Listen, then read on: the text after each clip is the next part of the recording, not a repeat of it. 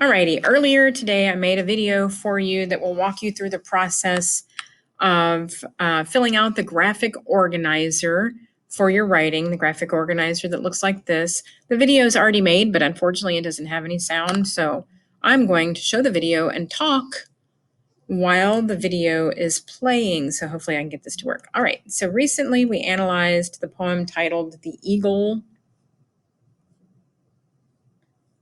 Okay, and this is what it looks like by Alfred Lord Tennyson. As we looked through it, we identified alliteration, personification, and simile. I had you do the annotations through footnotes, and then we wrote a thematic statement. Nature's beauty exists even within the most basic moments. Now what we're going to do is we're going to transfer this over to the graphic organizer, and I already started filling this out for you so that you can see what I've done with it. So remember, you're always putting the title of the poem, the poet's name, because you need that when you're doing your writing. I did put the thematic topic of nature. I know we already have the theme written, but we're going to kind of backtrack a little bit. And I pulled a tone. I thought that the author had a tone about nature that means majesty, that it's majestic. Okay, and then so from there, I filled those in, and then I moved on to the literary devices of alliteration, personification, and simile. And what I did was I just simply copied, I wrote those down, they're from our document, and you can see I even still have the highlights there.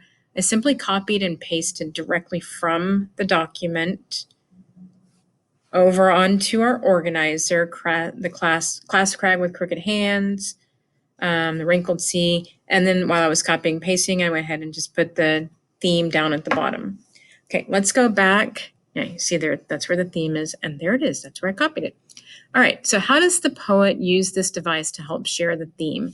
So I was thinking about this poem and jotting down my ideas about it. I thought class, crag, crooked, that's very harsh sound. It's not something soft. I don't think the eagle would do with something soft. It's not a cute little bunny. So it's not bouncy, bouncy, bouncy. It's not whispering willows and whimpering in the wind and nothing that is even remotely weak. So I went ahead and put on there that we see the beauty in the creature, but it is a predator. And that C sound is a predatorial kind of sound. It's very harsh. And then I moved on to the thunderbolt conversation and coming back to personification in just a moment. So really, thunderbolt shows it's happening in an instant. It is a moment. There's no hesitation. It is the predator diving toward his prey.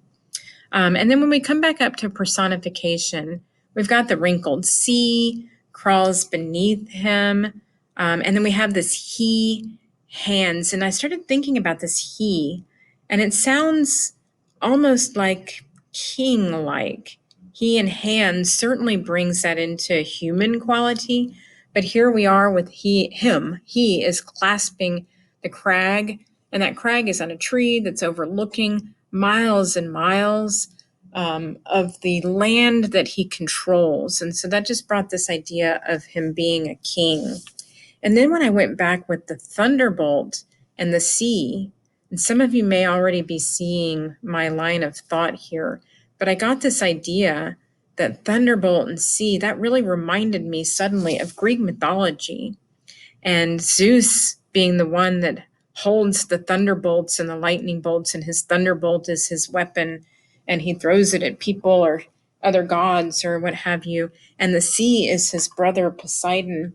And I thought how interesting that the predator is hovering over a wrinkled sea that's crawling beneath him, much like Greek mythology. So that was a pretty powerful moment for me and really kind of draws out a little bit more of why the author would be using this thunderbolt and the he and the hands and that grasping on the crook above the water, so on and so forth.